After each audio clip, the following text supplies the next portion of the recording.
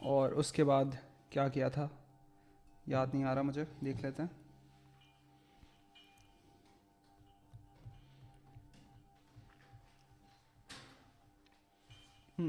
C R O discuss कर रहे थे, राइट।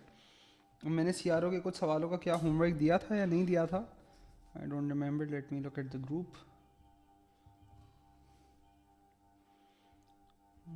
हाँ मैंने होमवर्क दिया था ना, तो उसके सवाल बच्चों पूछ लें, उसमें अगर किसी में इशू है तो। मुझे याद नहीं एग्जैक्टली सिर्फ सी आर ओ से रिलेटेड था क्या था।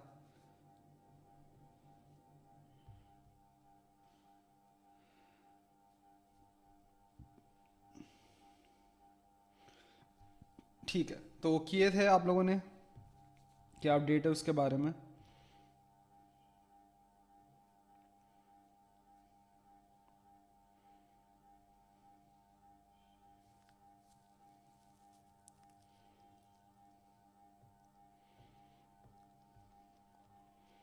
3 is something you should have had a problem with.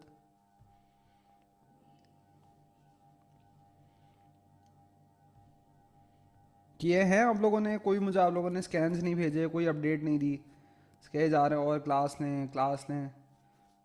कुछ करेंगे तो आगे आप लोगों को समझ आएगा ना, आप लोग की तरफ से वो एफर्ट होना चाहिए ना बच्चों।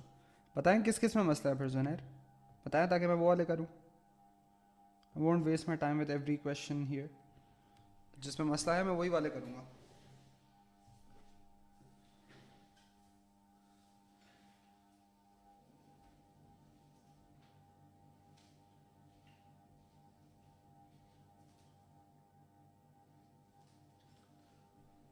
कोई मसला नहीं है, चलो बहुत अच्छी बात है, फिर आगे चलते हैं।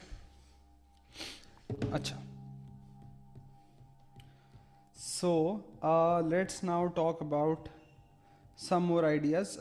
सो ये हम लोगों ने कर लिया था। अच्छा, लॉन्गिट्यूडनल वेव्स में आई होप आप लोगों को कोई इशू नहीं है एज सच। ये लॉन्गिट्यूडनल वेव्स क्या होती हैं, क्या बताती हैं, राइट। तो वो ओ लेवल्स में हम लोग वैसे भी पढ़ते हैं। जिस चीज़ की आज हम थोड़ी सी बात करने जा रहे हैं, and again in waves we move more और less with the same order जो कि आपके सिलेबस में स्पेसिफाइड है, ठीक है। तो मैं उसी हिसाब से चलूँगा। Is a link called intensity. Intensity की थोड़ी सी बात कर लेते हैं। Intensity as an idea, what does it mean, यहाँ से हम लोग स्टार्ट करेंगे।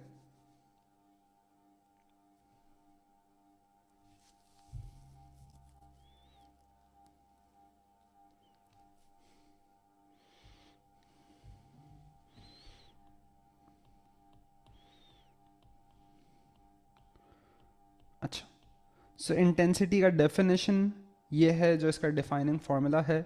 वी से intensity is the power of radiation incident per unit area. सही है, तो किसी भी वेव या किसी भी किस्म की रेडिएशन का जो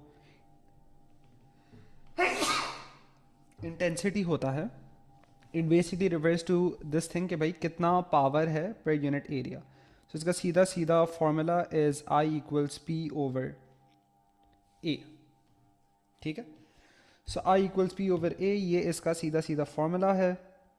एग्जामिनर आपसे अगर ऐसी कोई चीज़ कहे कि भाई इसके बेस यूनिट्स निकाल कर दिखाओ, should not be very difficult. अगर मैं इसके डिराइव्ड यूनिट्स की बात करूँ, so power is basically watts, area would be meter square. तो इसके सीधा सीधा जो यूनिट्स हो जाते हैं ये वॉट्स पर मीटर स्क्वायर इस हिसाब से हो जाएंगे।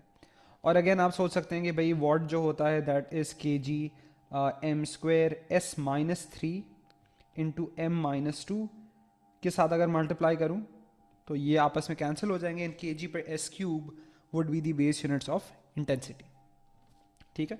सो that's basically a conversation for a different day. ये इसका बेसिक आइडिया है। I don't want to waste a lot of time with just the idea of intensity, I want to do this more through questions. इसके सवाल अच्छे खासे आते हैं, ज़्यादातर P1 में, कभी कभी P2 में। इसका जो रिलेशनशिप आपको पता होना चाहिए is this, that intensity is proportional to the square of the amplitude. ये बात आपको पता होनी चाहिए बहुत अच्छे तरीके से। और हमें उसूलन इतना मसला नहीं होना चाहिए, क्योंकि हमने जितने रेशो वाले सवाल किए हैं तो हमने तो इससे मुश्किल प्रोपोर्शंस भी देखे हैं। जैसे कि अगर मैं सिर्फ लास्ट ही चैप्टर की बात करूं डेफॉर्मेशन की, तो बार बार हमें ऐसी इक्वेशन देखने को मिलती थी, for example right, you know things like this.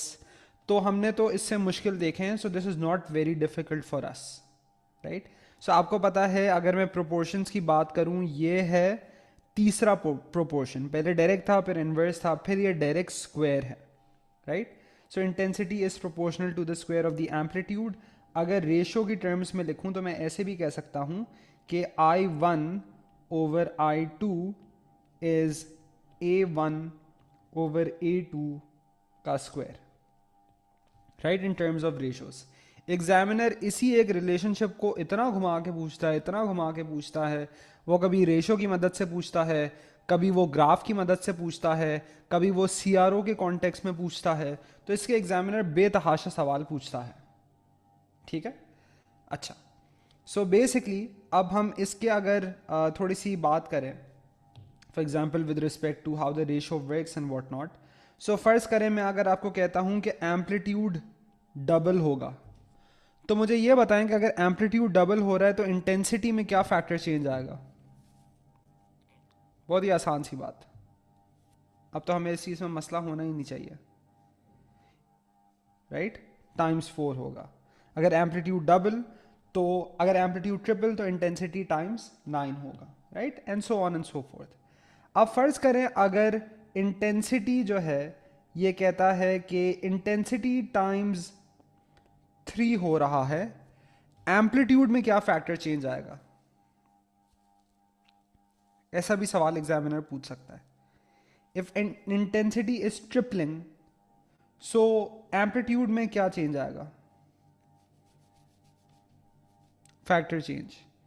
So basically if intensity is proportional to amplitude square, मैं ये भी तो कह सकता हूं ना, amplitude is proportional to the root of intensity. तो इसका मतलब जो भी इंटेंसिटी में फैक्टर चेंज आएगा वो रूट होकर एम्पलीट्यूड को पास ऑन होगा। So this must then become times √3 of its value. सही है। सो इस चीज के एग्जामिनर काफी सारे सवाल पूछता है इन दी पास पेपर्स, ठीक है। तो हम लोग चलते हैं सीधा पास पेपर्स की जानब और वहां से ही सवाल उठाकर करने की कोशिश करते हैं।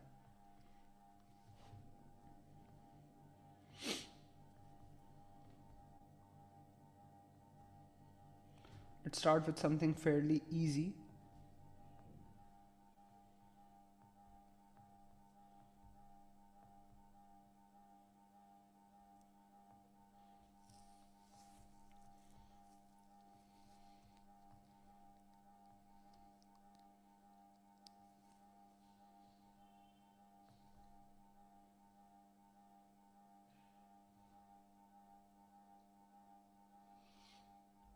जैसे देखें, this is a very easy question for us to start with.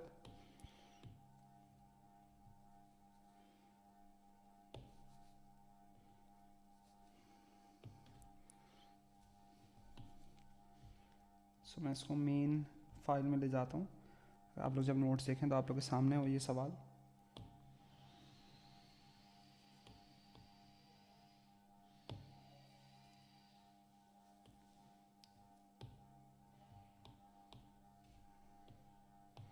Okay, this is the question.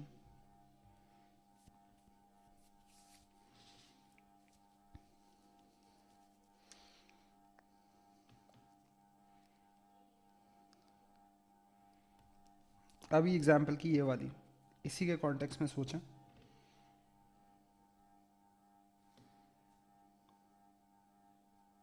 कह रहे हैं इंटेंसिटी आई पे अगर एम्पलीट्यूड ए है तो इंटेंसिटी 2i पे एम्पलीट्यूड क्या होगा।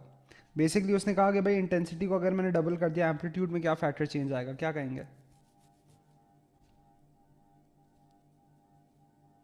क्या कहेंगे। ये टाइम्स 2 हो रहा है, so this must be √2, right. ये वाला आइडिया कि amplitude is proportional to the root of intensity. So intensity अगर डबल हुआ तो ये √2 के फैक्टर से एम्पलीट्यूड चेंज होगा। सो इट्स √2a, ठीक है। ये इसके आसान सवाल हैं। अब इसके मुश्किल सवालों की तरफ हम लोग जाते हैं।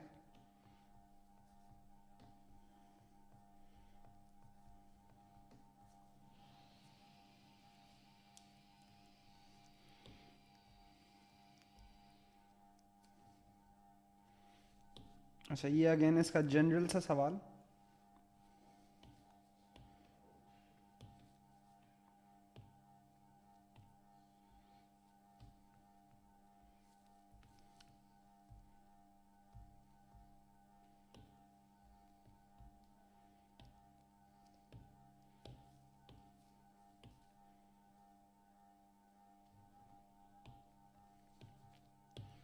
ये देखें, ये भी एक तरीके से रेशो वाला ही सवाल है, so it's nothing new really.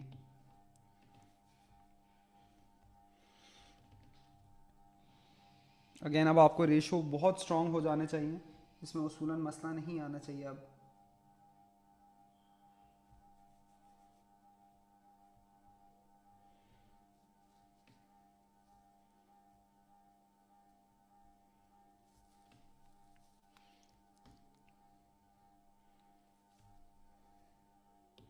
Ji, so a light wave of amplitude A is incident normally on a surface area of S. Power per unit area is P. यानी पावर पर यूनिट एरिया, यानी basically उसने कहा intensity शुरू में P है। ये अगर मैं अपनी आसानी के लिए कह दूं, मैं कह देता हूं ये I है, राइट? अपनी आसानी के लिए कह रहा हूं, तो मुझे बस ये याद रखना है कि भाई आंसर्स में जो आएगा वो भी I आ रहा होगा। Amplitude of the light wave is increased to 2a. Light is focused onto a smaller area 1 by 3s. What is the power per unit area on the smaller area? सही है। तो यहाँ पे बेसिकली मुझे दो चीज़ों का चेंज नज़र आ रहा है, and again it's not something new to me, अगर मैंने डेफॉर्मेशन के ही रेशियो क्वेश्चंस अच्छे से किए थे। मुझे ये पता है कि भाई पहली बात, intensity is proportional to the square of the amplitude. दूसरी बात, ये एरिया की बात कर रहा है, राइट? सो इंटेंसिटी एरिया से कैसा प्रोपोर्शन रखती है? बिकॉज वो डिनोमिनेटर में है, intensity is basically inversely proportional to area, right? तो अब देखें इसमें क्या ही मुश्किल है। पुराना इंटेंसिटी था आई, या जिसको एग्जामिनर कह रहा है पी। एम्पलीट्यूड को क्या हुआ? यहां पे एम्पलीट्यूड ए था, यहां पे 2a हुआ। इंटेंसिटी किस फैक्टर से बड़ा होगा बताएं? इंटेंसिटी किस फैक्टर से चेंज हुआ होगा?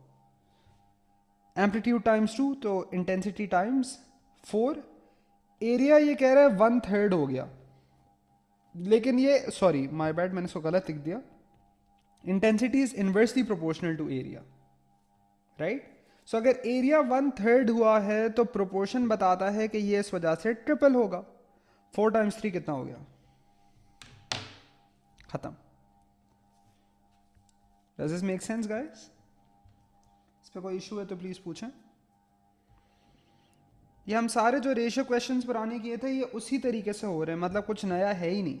बस जो आपने ये चीज़ सीखी है, ये रिलेशनशिप, वो नया है, बाकी तो ऐसा कुछ खास नहीं है। चले आगे चलते रहते हैं।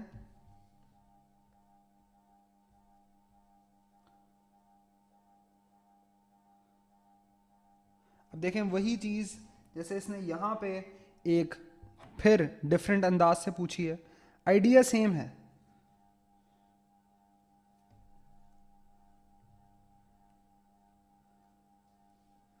कुछ लोगों को रेशो वाकई में फ्रैक्शन बना के अच्छा लगता है।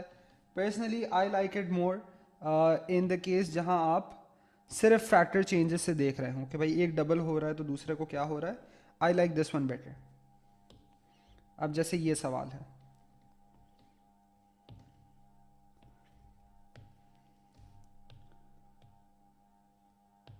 जी वंश आप क्या कह रहे हैं देख लेते हैं। नहीं देखें, एरिया हो रहा था 1/3, तो बेटे इनवर्स प्रोपोर्शन है ना, यानी एरिया में जो फैक्टर चेंज आएगा वो इनवर्स होकर इंटेंसिटी को पास ऑन होगा ना।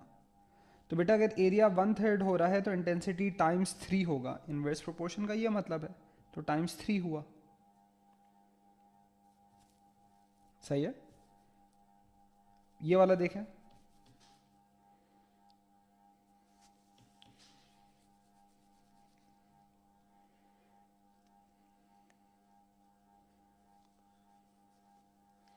किसी को रेशो बना के भी करना है, इसमें कोई बुराई नहीं है.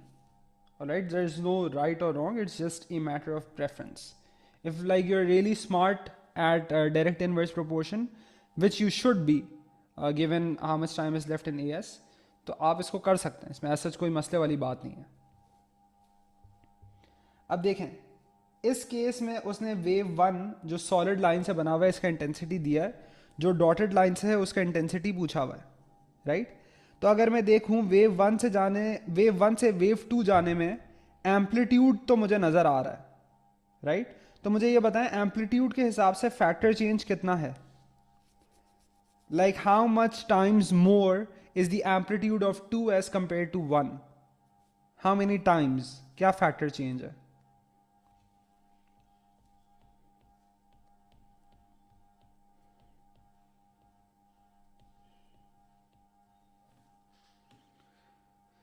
बताएं.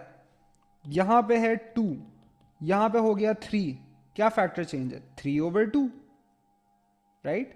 The factor change is basically 1.5. सो ये प्रोपोर्शन ये कहता है कि भाई अगर एम्पलीट्यूड में 1.5 का फैक्टर चेंज है तो इंटेंसिटी में वो 1.5 स्क्वायर से मल्टीप्लाई हो गए पास ऑन होगा. सो उसका इंटेंसिटी इतना है, आप बेसिकली 1.5 स्क्वायर से मल्टीप्लाई करें, खत्म. Make sense. बताएं क्या जवाब आता है.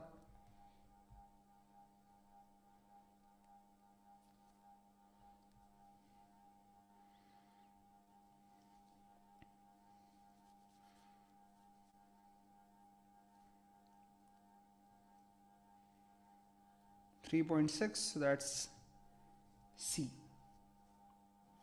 अच्छा, also just putting it out there, examiner ऐसा सवाल भी पूछता है, ये पेपर 2 में ज़्यादा आते हैं, बिकॉज अभी हम पेपर 2 इस वजह से नहीं कर रहे, we would probably not be like qualified enough to do all the parts. Let's say वो कहता है कि भाई मुझे अब ये वेव दिया है and I want to make a wave जिसमें इंटेंसिटी इज हाफ्ड.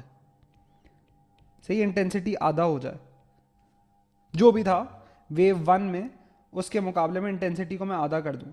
मुझे बताया नया एम्पलीट्यूड कितना होना चाहिए. अब ये देखें, ये इस तरीके के टेक्निकल सवाल, it's just math really. Intensity आधा होने के लिए एम्पलीट्यूड का क्या फैक्टर चेंज होना चाहिए, this is the question you must be asking your self at this point.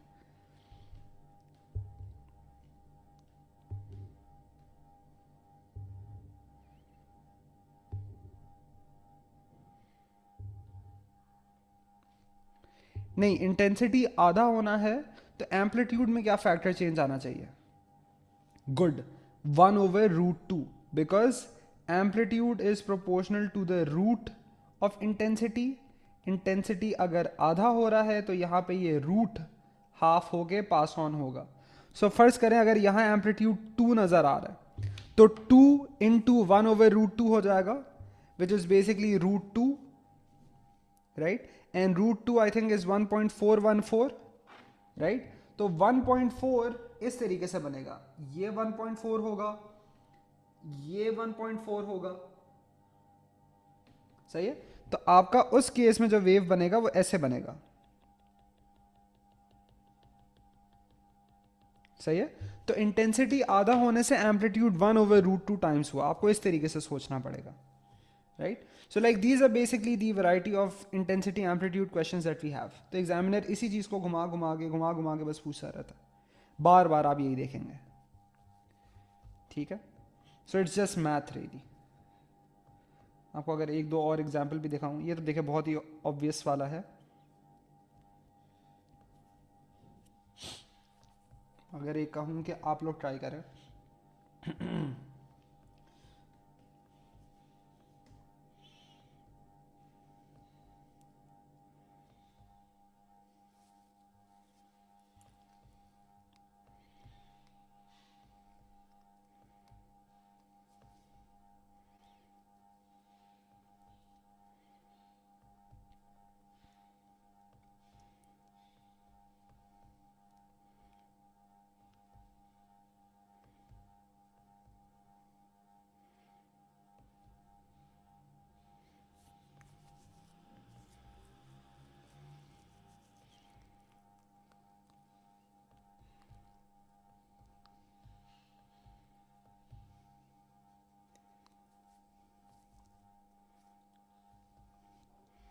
देखें, not even difficult really. How about 182? Within 30 seconds you should be able to do this one.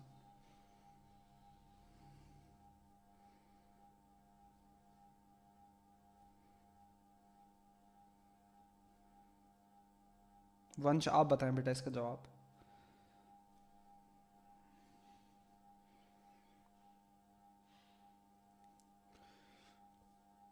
Easy right. Amplitude times 3, intensity times 3 square. इसी तरीके से या कभी graph से पूछ लेता है, कभी रेशो से पूछ लेता है. यही सवाल पूछ सकता है और क्या ही सवाल पूछ सकता है वो, right. So these are how questions related to this would be like. ठीक है. अच्छा, अब हम चलते हैं आगे on to what we really want to look at today. और क्योंकि हमें वेव्स पे we want to spend as less time as possible. एक और चीज़ जो कि एग्जामिनर काफ़ी ज़्यादा तो नहीं लेकिन बट असेस करता है is the idea of the Doppler effect. ठीक है. अच्छा, डॉपलर इफेक्ट का अगर मैं पहले एक स्टेटमेंट बनाऊं, and again the people who are studying AS this year studied something related to this. Basically इसका कॉन्सिक्वेंस पढ़ा था आपने जब आपने ओ लेवल में स्पेस फिजिक्स में पढ़ा था, space red shift, right. So red shift क्या आइडिया था कि जो हमारे से प्लैनेट्स दूर जा रहे होते थे, light from that appear to be shifted towards the red end of the spectrum. उसका मतलब उसका वेवलेंथ कम नज़र आता था या फ्रीक्वेंसी कम नज़र आता था या वेवलेंथ ज़्यादा नज़र आता था. ठीक है. So the Doppler effect is described in this way. So it's the increase और decrease in the frequency of a wave due to the motion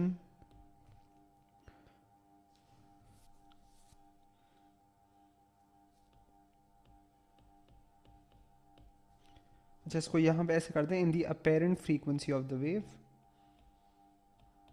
due to the motion of the source. तो basically जो चीज़ वो wave produce कर रही है relative to a stationary observer. सही है. तो एक स्टेशनरी ऑब्जर्वर के मुकाबले में अगर आपका सोर्स ऑफ साउंड मूव कर रहा हो तो किस तरीके से आपकी frequency appears to change.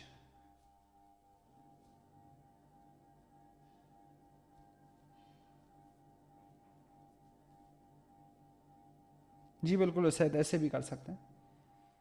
Yes, waves and radiation mean the same thing. अच्छा, इसके लिए मैं एक छोटी सी आप लोगों को सिमुलेशन दिखा देता हूँ तो चीज़ें काफ़ी हद तक क्लियर हो जाएंगी of how the Doppler effect works.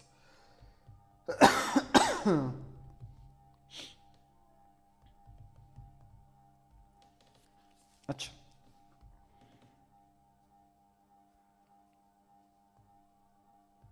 by the way, sonic booms also happen because of the Doppler effect.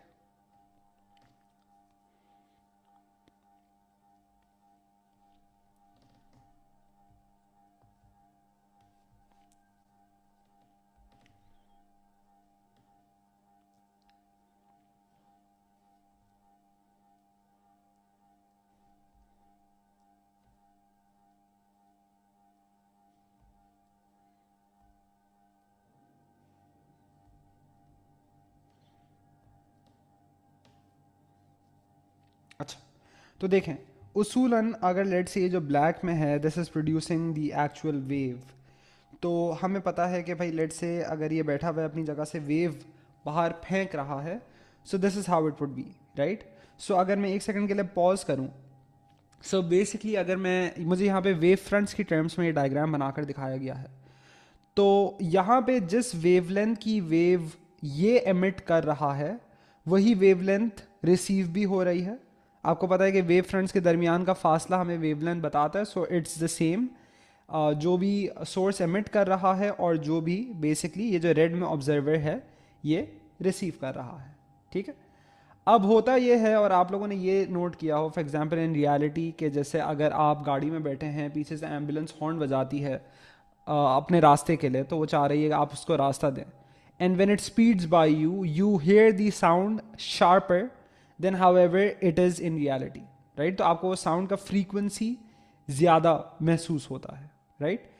That's because of the Doppler effect. तो फर्ज करें कि अगर जैसे अगर हम 3 की बात करें कि अब ये जो ऑब्जेक्ट है वो वाकई में आपकी तरफ मूव करना स्टार्ट कर दे, तो अब ये देखिएगा, अगर ये अपनी जगह खड़ा होता तो ये उसी हिसाब से वेव्स एमिट कर रहा होता, right? So like back at 1 again, तो देखें इसकी वेव फ्रंट की स्पेसिंग जितनी ये इसने एमिट की है उतनी ही ऑब्जर्वर भी रिसीव कर रहा है। लेकिन 3 में क्या होगा कि वो तो उतनी ही फ्रीक्वेंसी या उतनी ही वेवलेंथ के हिसाब से वेव एमिट करे जा रहा है, but the thing is that it's now also appearing to move, not appearing to move, it is moving towards some observer. तो हो ये रहा है कि उसने एक एमिट किया वेव, लेकिन अब जब वो अगला कर रहा है तो ऑब्वियसली, अगर मैं आप लोगों को जरा बनाकर बता दूं यहां पर, सो उसने एक वेव तो यू एमिट कर दिया, लेकिन जब वो अगला कर रहा है तो वो थोड़ा सा यहां आगे आ चुका है, so now the wave looks like this, फिर और आगे जाएगा, so it looks like this, right? So उसूलन हो क्या रहा है यहां पे कि वेव फ्रंट्स की स्पेसिंग कम हो रही है। तो अगर मैं वापस सिमुलेशन की जानिब जाऊं, इन आई प्रेस प्ले, तो आप देख रहे हैं कि जो वेवलेंथ इसने एमिट किया है वो तो एक ही जैसा है, लेकिन जब ऑब्जर्वर के पास जा रहा है, because of this movement towards the observer, the wavelength appears to decrease, and because of the equation v equals to F lambda, the frequency basically appears to increase. सही है? सो वेवलेंथ का decrease is the increase in frequency and vice versa. So आप देख रहे हैं कि ये जो है ज़्यादा फ्रीक्वेंसी की साउंड एक्सपीरियंस कर रहा होगा, तभी क्योंकि एम्बुलेंस आपकी तरफ आ रही होती है सायरन बजाते हुए, तो आपको वो फ्रीक्वेंसी ज़्यादा महसूस होता है, right? So it's like this. Now also अब ये देखिएगा, अब ये वो पॉइंट है जहां पे एम्बुलेंस मुझसे पास हो चुका, right? So now the ambulance has pass me and it's going back. सही, यहां पे ये मेरी तरफ आ रहा है, ठीक है? अब इसने मुझे पास कर दिया, अब ये आगे जा रहा है, अब मुझे क्या महसूस होगा? तो अब देखें कि अब जो मेरे पास वेव्स आ रही हैं उसमें वाकई में क्या हो रहा है कि अब मुझे इंक्रीज इन वेव फ्रंट्स नजर आ रहा है जो ऑब्जर्वर को महसूस हो रहा है। Observer is the one in red, तो उसे वेवलेंथ अब ज्यादा महसूस हो रही हैं, क्योंकि देखिए वेव फ्रंट का स्पेसिंग बढ़ गया है, तो यहां पे फ्रीक्वेंसी को क्या हो गया होगा? वेव लेंथ ज्यादा तो फ्रीक्वेंसी कम हो गई होगी उस हिसाब से। तो यही चीज यहां पे हमें नजर आ रही है, यही चीज का नाम है डॉपलर इफेक्ट, ठीक है? सो इसकी मैं अलग अलग तस्वीर ले लेता हूं to take back into my notes, ठीक है? एंड देन दिस वन, ठीक है? एंड देन दिस वन, ठीक है? So now let's basically have this in a picture form.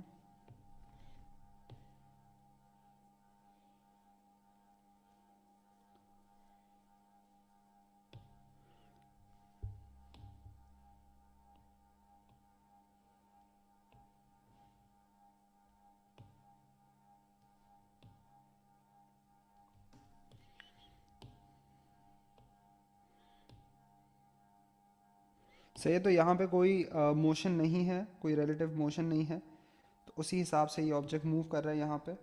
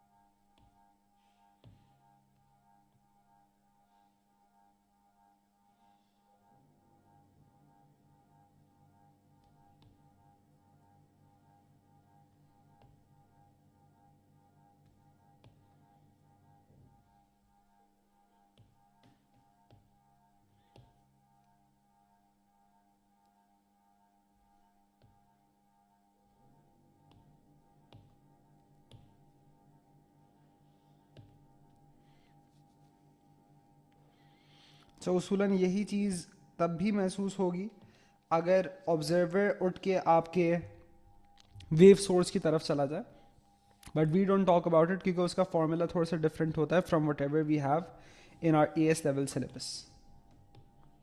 लेकिन आइडिया वही है कि भाई फ्रीक्वेंसी उसे भी ज़्यादा महसूस होगी, and this is it going away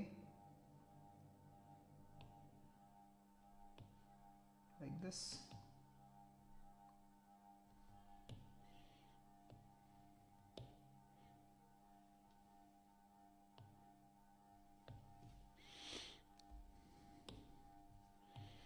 सही है। So this is basically the example of the stationary source.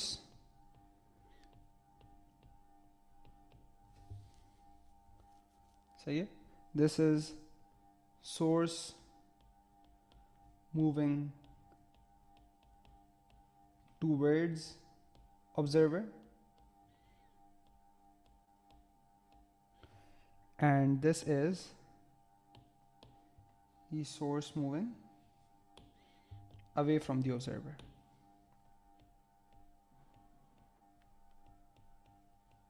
सही है। So these diagrams are for reference, examiner कभी दे भी सकता है, so you are not just completely blindsided जब भी वो ये वाली चीज़ पूछे। So आपको नज़र आ रहा है that as source moves towards your obs,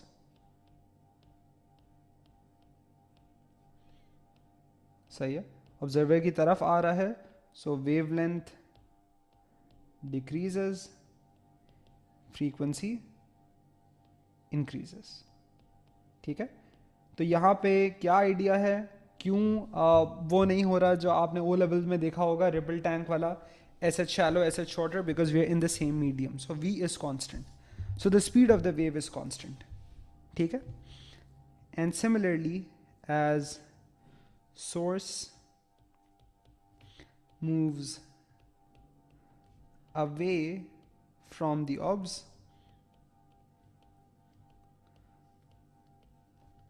तो फिर आपका वेवलेंथ डिक्रीज होता नजर आ रहा है, वेवलेंथ इंक्रीज होता नजर आ रहा है, और फ्रीक्वेंसी डिक्रीज होता नजर आ रहा है। सही है। सो इस इफेक्ट का नाम इज द डॉपलर इफेक्ट। सही है।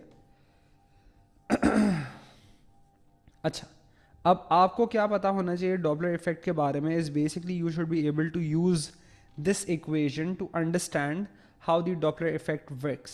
सही है, आपने अंडरस्टैंडिंग तो देख ली, अब इसके सवाल किस तरीके से आते हैं ये भी जानना आपके लिए ज़रूरी है। ठीक है। सो इन सवालों की ज़रा हम सवालों से पहले इसका फॉर्मूला ज़रा देख लेते हैं ताकि हमें आइडिया हो जाए कि भाई किस तरीके से ये यूज़ होता है। ठीक है। सो फॉर्मूला ये है डॉपलर इफेक्ट का। पहली बात, you are finding f o which is the observe frequency. Observer क्या फ्रीक्वेंसी महसूस करेगा, मकसद है कि हम वो फ्रीक्वेंसी मालूम करें। It's f s, the frequency of the actual source, right, जो एक्चुअल फ्रीक्वेंसी है, v over v plus minus v s. सही है। तो थोड़ी देर में हम ये भी देखेंगे प्लस कब यूज़ करते हैं, माइनस कब यूज़ करते हैं, उसकी बात करते हैं। लेकिन सबसे पहले तो मैं ये लेबल कर लेता हूँ कि भाई हर चीज़ का इस क्या कहते हैं, इस फॉर्मूले में क्या नाम है, क्या मकसद है। So F O is called the observed frequency,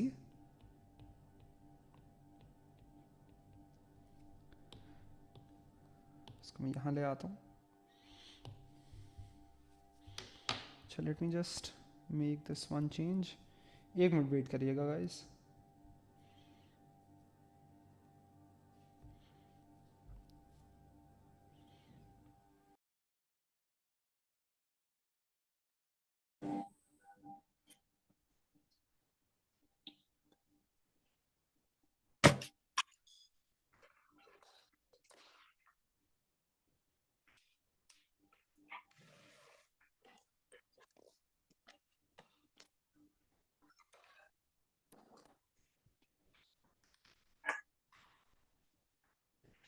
आवाज आप लोगों को ठीक आ रही है?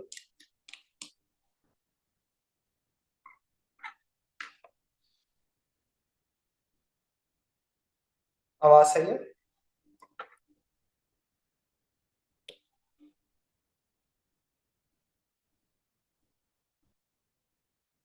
बच्चों आवाज सही आ रही है?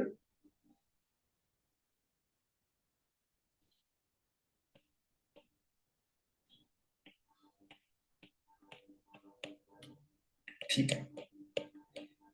F S is the source frequency, जो उसका वाकई में फ्रीक्वेंसी वो एमिट कर रहा है। V is the speed of sound, yeah, the speed of the wave basically. So is this. So is this. Vs is the speed of source. So ज्यादातर सवाल जो इसके आते हैं वो साउंड के कॉन्टेक्स्ट में आते हैं, but I mean that's not a given, this applies to any and every wave. तो तरीकेकार सेम होगा किसी और वेव के लिए भी। सही है। सो ये वाला v is also the speed of the wave, ये वाला v is also the speed of the wave. ठीक है। अच्छा, पहले ये लिखें फिर मैं इसकी बातें बताता हूं।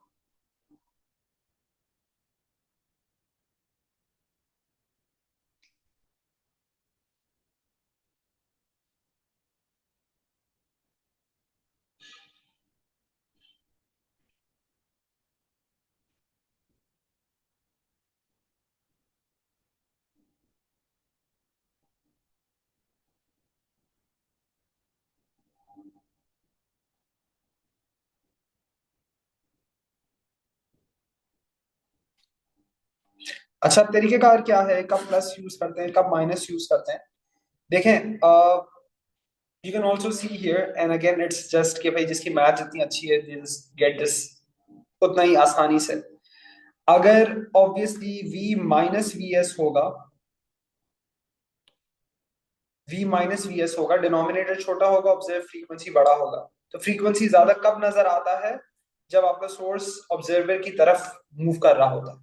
सही है। आप इसको ऐसे याद रखिएगा, when your source is basically towards your obs, जब वो उसकी तरफ आ रहा है, राइट? तो जब आपका सोर्स ऑब्जर्वर की तरफ आ रहा है, डिस्टेंस बिटवीन योर ऑब्जेक्ट्स, सो अगर डिस्टेंस बिटवीन रिड्यूस हो रहा है ना, बीच में फासला कम हो रहा है, so then you use the negative sign. सही है। तो तब आपके डिनोमिनेटर में आ रहा होगा v माइनस वी एस। इसी तरीके से if your source is away from your obs, अगर ये आपके ऑब्जर्वर की, सॉरी माय बैड, मैंने क्या लिखा है, यस सही तो लिखा।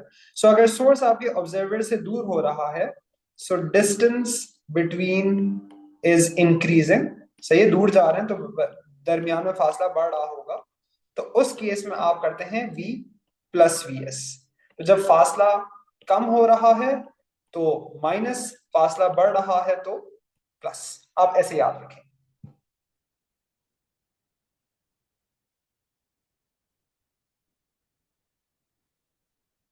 ठीक है। अच्छा, अब हम लोग इसकी कुछ एग्जांपल्स करते हैं।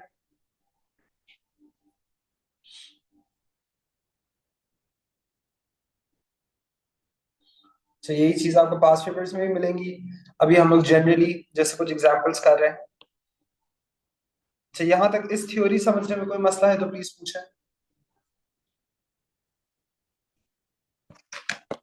नहीं तो हम लोग पास पेपर्स की जानिब जाते हैं। उधर से ही मैं एग्जांपल उठाता हूँ, that would make it better.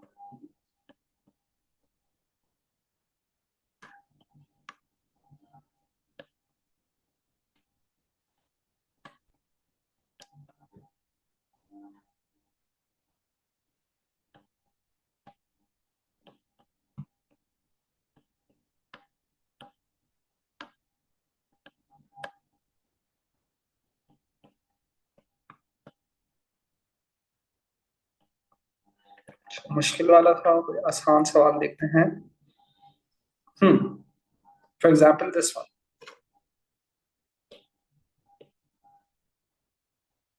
और फिर इसमें मैं अपने पार्ट्स ऐड करता हूँ।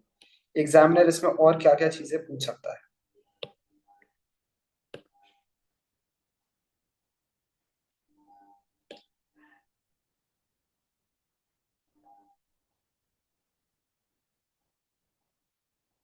ठीक है, तो सवाल ये वाला है।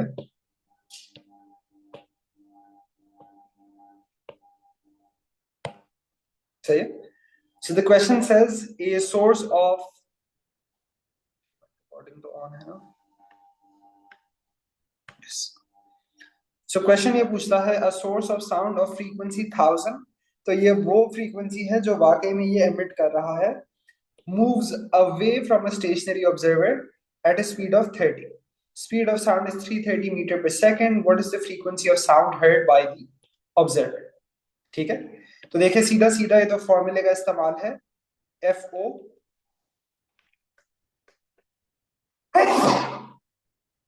the observed frequency is FSV over V plus VS, V minus VS। अच्छा, इस केस में क्या होगा, प्लस होगा माइनस होगा, बताएं। मूविंग अवे है, दोनों के दरमियान फासला बढ़ रहा है, it's going to be V plus VS। सही है। अब आपने सिर्फ वैल्यूज रखनी है। एफ एस जो एक्चुअल फ्रीक्वेंसी इज 1000। सही है। V जो होता है that is the actual speed of the wave, तो वो दिया हुआ है 330 ओवर 330 प्लस VS 30। ठीक है। आप खुद भी अकल से सोचिएगा, अगर आपको कभी ये मसला हो रहा हो कि यार प्लस करना है माइनस करना है, ये दूर जा रहा है आपके ऑब्जर्वर से, तो फ्रीक्वेंसी ऑब्वियसली कम महसूस होना चाहिए। तो आप इसकी बेसिस पे खुद से भी, अगर लेट से आप बहुत ही जल्दी में आप तुक्के लगा रहे हैं, अब कहते हैं ये भी नहीं हो सकता ये भी नहीं हो सकता, 1000 से ज्यादा तो नहीं हो सकता, कम ही होना चाहिए, because it's moving away from the observer, right. अब आप इसका जवाब निकालें, कितना आता है।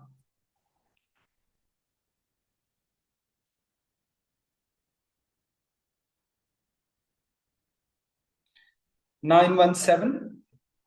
Yes, option B. So this is basically the frequency of sound heard by the observer. अच्छा, कभी कभी वो कुछ ऐसा सिनेरियो दे देता है, वो कहता है कि भाई ये रहा कोई ऑब्जर्वर और ये ऑब्जेक्ट जो है लेट से एक सर्कल में मूव कर रहा है, राइट। तो कभी ये इसकी तरफ मूव कर रहा है, कभी ये इससे दूर मूव कर रहा है, राइट। कभी कभी ऐसा सवाल भी आता है, पास पेपर में आपको नजर आएगा। तो अगर वो आपसे यहाँ पे कहे कि ये जो है ये तो बेसिकली मिनिमम फ्रीक्वेंसी है, अब इसी तरीके से अगर ये मूव्स अवे की जगह होता टूवर्ड्स, फिर क्या हो जाती breaking. The only change would be that instead of this plus, this would be a minus, right? अगर वो मिन फ्रीक्वेंसी है तो ये आपका मैक्सिमम ऑब्जर्व फ्रीक्वेंसी आ जाएगा। तो क्या हो जाएगा, 1000 into 330 over 330 minus 30, right. so 330 divide by 300 into 1000, जो कि आ रहा होता 1100 हर्ट्ज। सही है।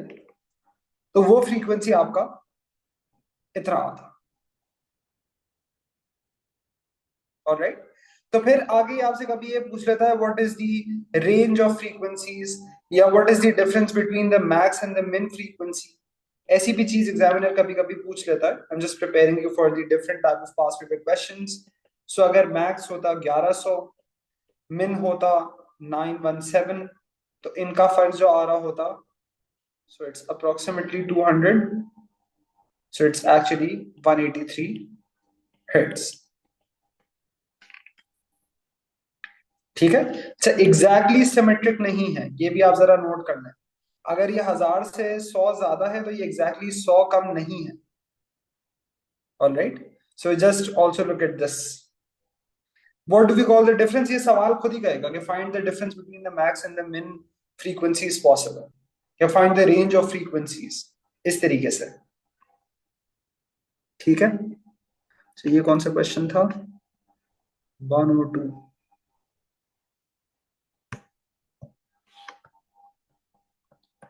अब ऐसे एक दो और सवाल निकाल कर देखते हैं, something we can work with.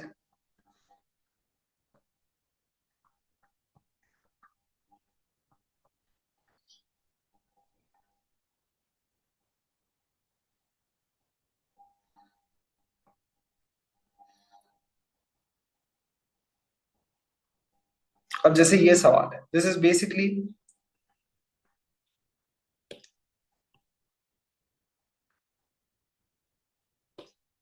वही चीज जो अभी हमने की थी।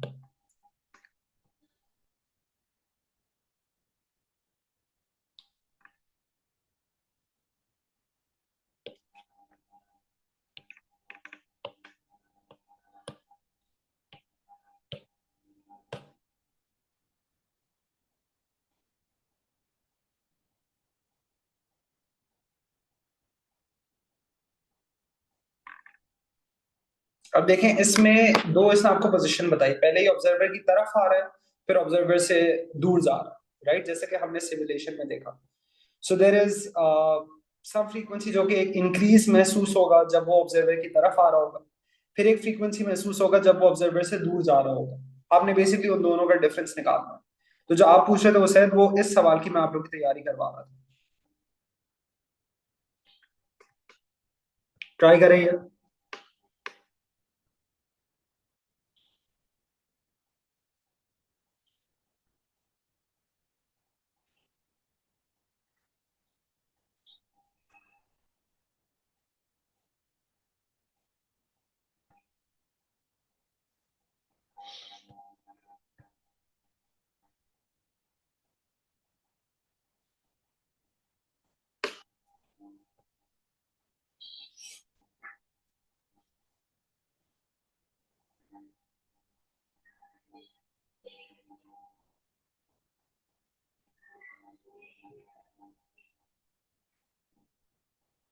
मैक्स फ्रीक्वेंसी निकालें, मिन फ्रीक्वेंसी निकालें, दोनों का फर्क बताएं।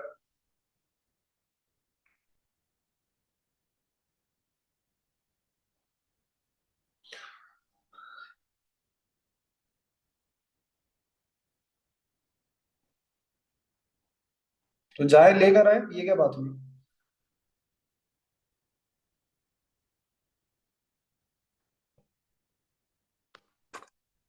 क्या हो गया भाई, कॉलेज आपके कोरंगी में कहाँ पढ़ते हैं आप। कैलकुलेटर चोरी हो रहा है आपके कॉलेज में। चले, सो पहले हम निकालते हैं max frequency, right. So f s which is 600, v the speed of sound, right. मैं इसको चेंज कर देता हूँ, मैं कह रहा हूँ कि मैं एफ मैक्स निकाल रहा हूँ बेसिकली। ठीक है, over v minus v s जिस 330 माइनस 25। सही है, पहले ये बताएं कितना आता है।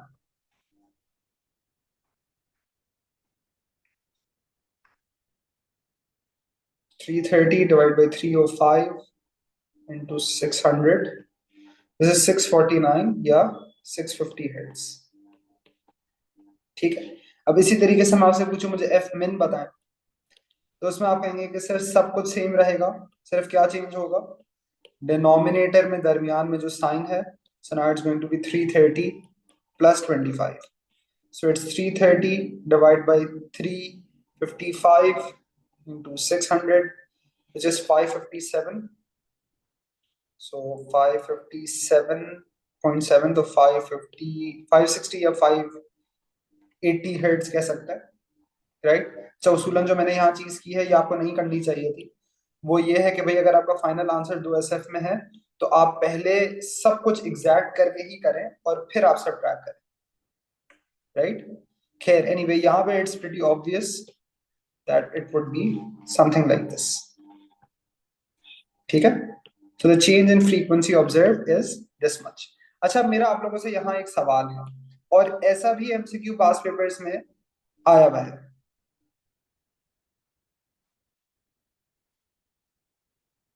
हाँ, तो ओवरऑल चेंज कहा ना उसे, यानी आते हुए उसने फ्रीक्वेंसी ये ऑब्जर्व किया होगा, जाते हुए ये किया होगा। So like what's the difference, what's the change, ये पूछा ना उसने, ओवरऑल चेंज पूछा ना। अच्छा, मेरा सवाल आप लोगों से ये है, अब जैसे हम लोगों ने ये वाली एग्जांपल की थी, लेट से I make a graph of the frequency observed, right, ये फ्रीक्वेंसी है, ये टाइम है या डिस्टेंस है, कोई फर्क नहीं पड़ता, और लेट से कि यहाँ पे इस टाइम पे ही बेसिकली passes the observer, सही। सो दिस इज टी पास कह देता हूं मैं, कि ये वो वक्त है जहां पे ये गाड़ी, ये एम्बुलेंस उस ऑब्जर्वर को पास करेगी। अब मेरा सवाल आप लोगों से ये है कि इसका ग्राफ कैसे बनेगा, right. So there are some important frequencies which I found. So actual frequency 600 है, राइट। सो फर्ज करें ये 600 है, और मैं कह देता हूं ये 650 है, और ये जो है 560 है, right. So not drawn exactly to scale, this is just to make you guys understand something. अब मेरा सवाल ये है कि भाई इसका ग्राफ कैसा बनेगा।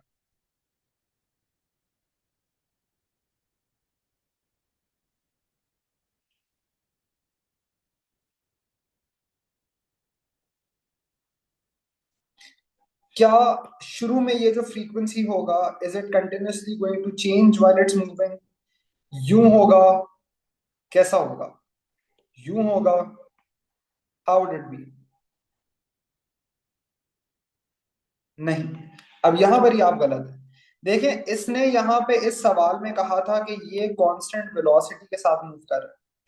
कांस्टेंट वेलोसिटी के साथ मूव करने का मतलब ये है कि भाई जब जब ये यहाँ आ रहा है, पूरे वक्त ही उसका वेलोसिटी 25 है ना, तो पूरे वक्त ही ऑब्जर्वर 650 की फ्रीक्वेंसी ऑब्जर्व करेगा। So all the time it's actually heading towards you observer until T pass, ये ऑब्जर्वर को फ्रीक्वेंसी सुनाई दे रहा होगा, और जैसे ही वो ऑब्जर्वर को पास करके दूसरी तरफ आ जाएगा, अब उसको कम फ्रीक्वेंसी सुनाई दे रहा होगा। So it's going to be a graph which is like this, सही है। आप में से कुछ लोग शायद ये सोच रहे होंगे कि लेकिन सर यहाँ पे तो ये करीब आ रहा है, तो इक्वेशन में कहीं डिस्टेंस थोड़ी आता है, इक्वेशन में तो वेलोसिटी आता है उसे, देखा, मैं अभी जो कह रहा हूं उसी का आपको जवाब मिला जो आप सवाल अब पूछ रहे हैं। इक्वेशन में डिस्टेंस थोड़ी आता है, वेलोसिटी आता है। So as long as it's heading towards you with the same constant velocity, तो फ्रीक्वेंसी सेम रहेगा। आप जो सोच रहे हैं ना कि क्या चेंज होगा, उसकी लाउडनेस चेंज होती है, ठीक है, लाउडनेस चेंज होती है। और ये आपने ओ लेवल के साउंड के चैप्टर में पढ़ा होगा कि लाउडनेस का ताल्लुक एम्पलीट्यूड से होता है, जिसको एएस की जुबान में मैं कह सकता हूं इंटेंसिटी से होता है। डिस्टेंस से उसका कोई लेना देना नहीं है, फ्रीक्वेंसी का, एम्पलीट्यूड का होगा, फ्रीक्वेंसी का नहीं होगा। ये बात समझ आती है आप लोगों को, ठीक है। आप लोग अगर पास पेपर में ढूंढेंगे you will find this exact MCQ, ठीक है। सो मैं जो हूं थोड़ा सा आगे जाता हूं, I try to find something different still.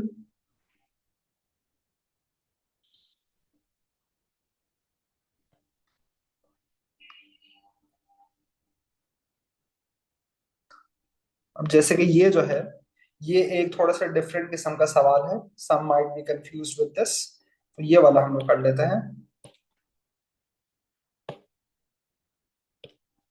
This is 127, पहले आप लोग ट्राई करिएगा, फिर मैं आप लोगों को बताता हूँ।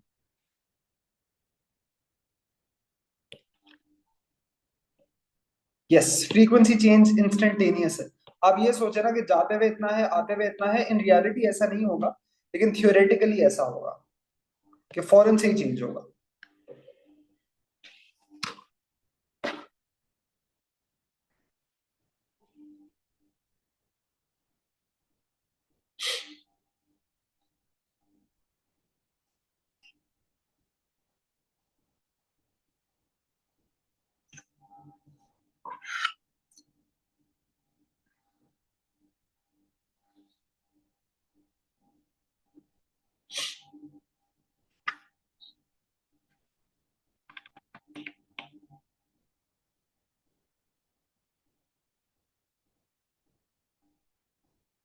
अच्छा, ये तो खैर उससे रिलेटेड है भी नहीं, Doppler effects I just realized. I thought maybe it's that type of question, लेकिन चलें खैर, कर लेते हैं इसको फिर भी।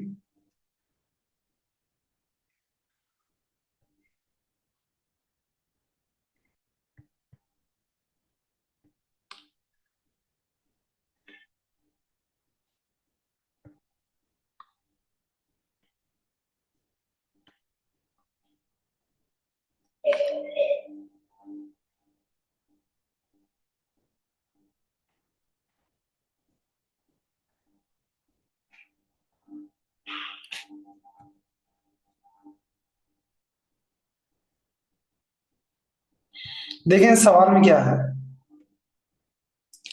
इसने कहा, a bicycle gear wheel is a disc with 50 teeth equally spaced around its edge as shown.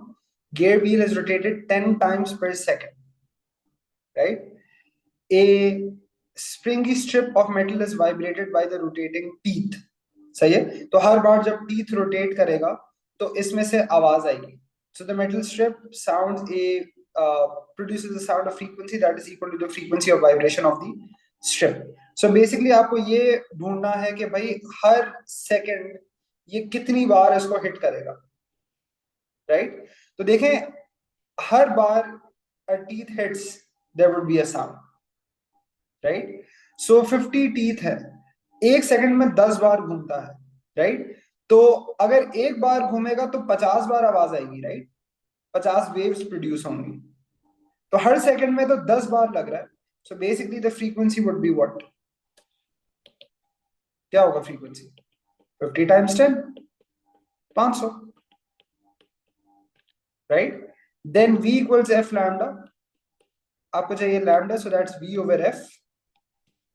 So v is 330, f is 500, right? So 330 over 500, which is 0.66. ऐसे सवाल आते हैं, so and you must be capable of dealing with them.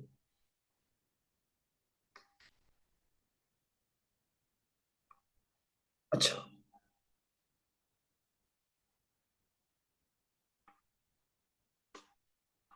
अब देखें, जैसे हमने जो graph की बात की वो ऐसा वाला है,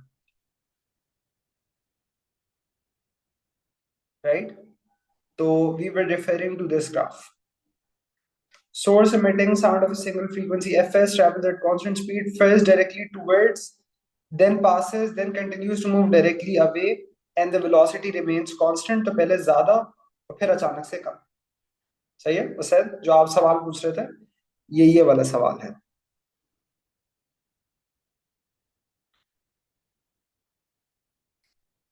अच्छा, similarly let's do this one. अब ये कुछ थोड़ा सा अलग है, राइट? तो पहले मैं आपको इसकी थ्योरी बता देता हूँ और फिर मैं आपको ये वाला सवाल जो है वो दिखाता हूँ। अभी तक तो देखें हमने ये अज्यूम किया कि बेसिकली अगर उसका फ्रीक्वेंसी चेंज ना हो रहा, right? So if its frequency does not change, then this is what it would be like. Well, what if the velocity does change? तो in reality जैसे होता है, so it's rarely ever traveling at constant velocity, right? तो अगर हमें ये ढूंढना है कि भाई ये एक्सेलरेट कर रहा हो तो फिर क्या फर्क आएगा? So basically we are now asking this question, what if the velocity is not constant? ठीक है, so what if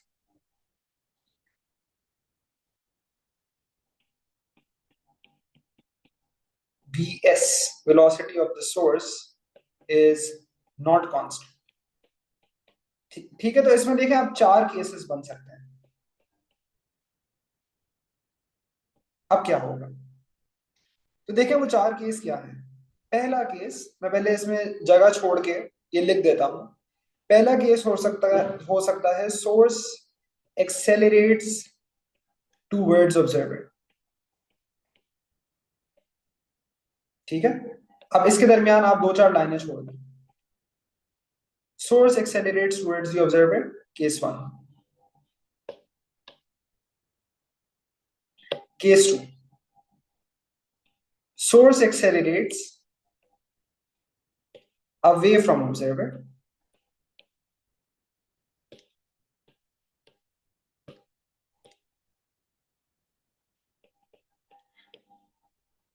Case 3.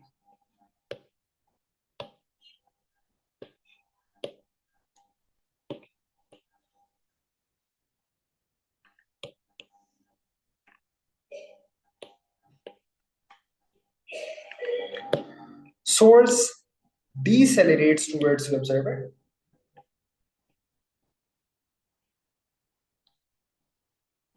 Case 4.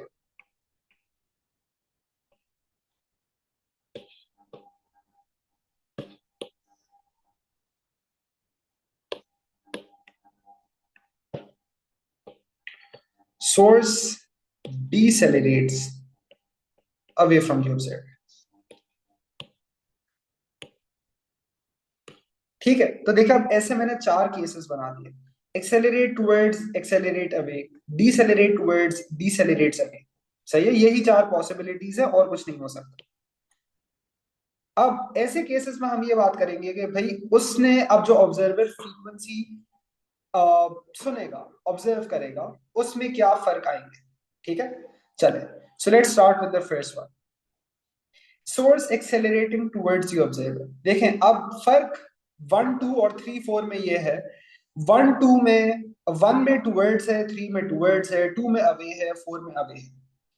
तो आपने तो पहले ये सोचना है कि टुवर्ड्स है या अवे है, तो उस हिसाब से कौन सा फॉर्मूला इस्तेमाल होगा, राइट। तो पहली बात तो है कि ये टुवर्ड्स है, right. F s v over v, towards है मतलब बीच का फासला कम हो रहा है, तो ये वी माइनस वी एस वाला है। तो इसको ही मैं क्लोन करके रख देता हूं एक और टुवर्ड्स में, जो कि डीसेलरेट्स टुवर्ड्स। ठीक है, इस पर बाद में आऊंगा। अब इसकी बात कर लेते हैं। Source accelerates towards the observer. ठीक है, अब मुझे ये बताएं कि अगर सोर्स एक्सेलरेट कर रहा है टुवर्ड्स द ऑब्जर्वर, इसका क्या मतलब है? इसका मतलब है आपका वीएस बढ़ रहा है, राइट।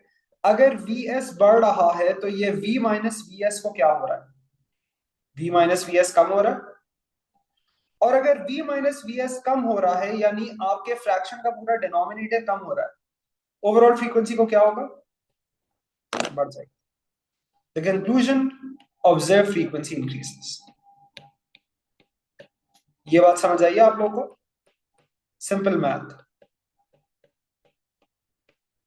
इधर कोई सवाल बच्चों? ठीक है। Source accelerates away from the observer. अब क्या हो जाएगा? Everything remains the same, f s v over v plus we s हो जाएगा, क्योंकि ये अवे है, दरमियान में फासला बढ़ रहा होगा। ठीक है, कर तो रहा है एक्सेलरेट। एक्सेलरेट का मतलब है वी एस बढ़ रहा है, फिर से वी एस बढ़ रहा है, इस बार वो डिनोमिनेटर में ऐड हो रहा है, पिछली बार वो सब्ट्रैक्ट हो रहा था। सो अगर वो डिनोमिनेटर में ऐड हो रहा है, इसका मतलब ओवरऑल डिनोमिनेटर ग्रो कर रहा है, डिनोमिनेटर बढ़ रहा है, ओवरऑल फ्रैक्शन को क्या होगा? क्या निकला आपका कंक्लूजन? Observe frequency decreases. ठीक है, next, source decelerates towards the observer. ठीक है, अच्छा, डिसेलरेट का क्या मतलब है? सोर्स का स्पीड कम हो रहा है, तो ये वीएस कम हो रहा है। वीएस लेकिन आपके पूरे फ्रैक्शन से सब्ट्रैक्ट हो रहा है, तो मतलब पहले आपके पास कोई नंबर सब्ट्रैक्ट हो रहा था, अब छोटा नंबर सब्ट्रैक्ट हो रहा है, तो डिनोमिनेटर को क्या होगा? बढ़ जाएगा। अब उतना सब्ट्रैक्ट नहीं हो रहा जितना पहले हो रहा था, डिनोमिनेटर बढ़ गया, तो फ्रीक्वेंसी को क्या होगा?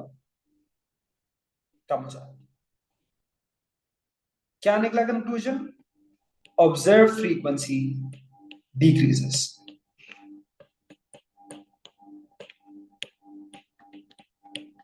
Clear?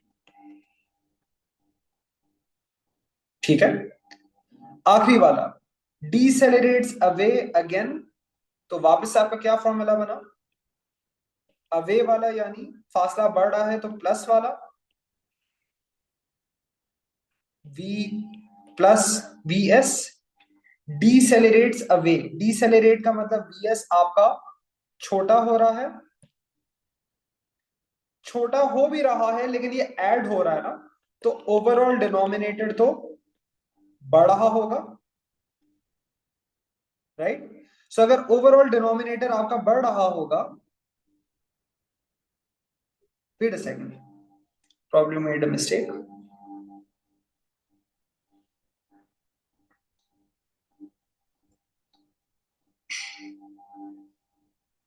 Yes, sorry sorry sorry sorry, v s पहले था ना, राइट, पहले भी ऐड हो रहा था, लेकिन अब एक छोटा नंबर ऐड हो रहा है, इसका मतलब आपका ओवरऑल डिनोमिनेटर छोटा हो रहा है, राइट। सो ऑब्जर्व फ्रीक्वेंसी को क्या होगा, बढ़ेगा। So the observe frequency increases. सही है। अब इन सारे केसेस को एक साथ देख लें। कोई सवाल है तो पूछे before we just wrap it up with one final MCQ.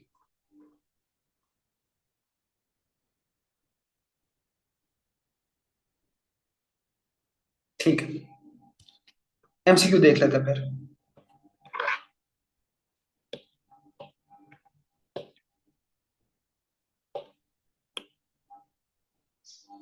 अरे यार कहाँ चला गया एमसीक्यू।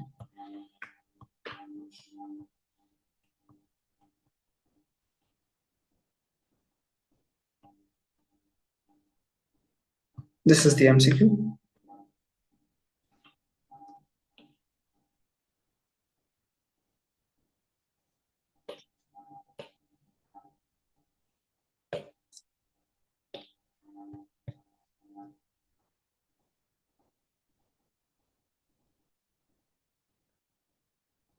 ठीक है,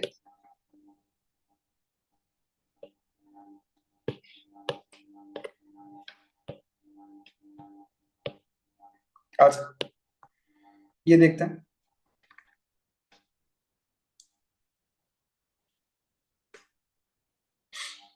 An emergency vehicle sounds its siren as it accelerates along a straight road between 2 points X and Y as shown in the diagram. Frequency of sound emitted by the siren is 750 Hz. A person stands at X, another person stands at Y.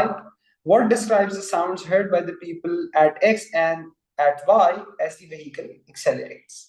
तो यानी अगर मैं X के हिसाब से बात करूं, क्या कहूंगा, एक्सेलरेट तो दोनों केसेस में कर रहा है। X में क्या होगा, एक्सेलरेट्स अवे, वाई में क्या है, एक्सेलरेट्स टूवर्ड्स। ठीक है।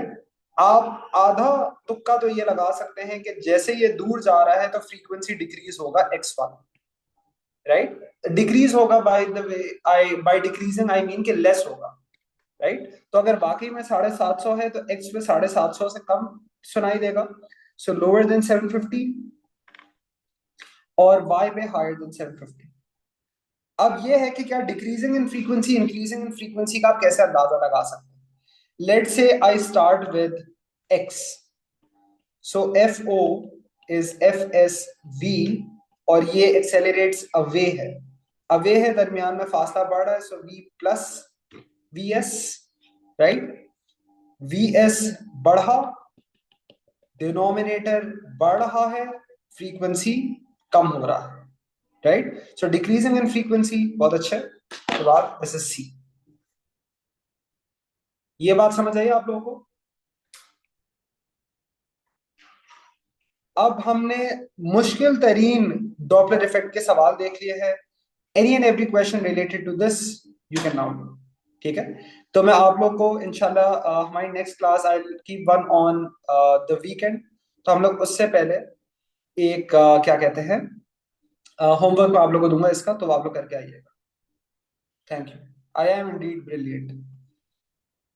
डन, और कोई सवाल बच्चों। अगर सोर्स आपका सोर्स इज गोइंग अवे तो फ्रीक्वेंसी डिक्रीज होगा ना, source is going away, so yes frequency decrease होगा, लेकिन असल में ये है वंश के बेटा, अगर वो डिसेलेरेट करता तो फिर ऑपोजिट होता। सही है। So it's different in that regard. Decelerate होता तो वाकई में वो इंक्रीज होता, यानी लोअर फ्रीक्वेंसी होता लेकिन वो फ्रीक्वेंसी बढ़ रहा होता। This is how it would B. ठीक है। चल, टेक केयर बच्चों, अल्लाह हाफिज।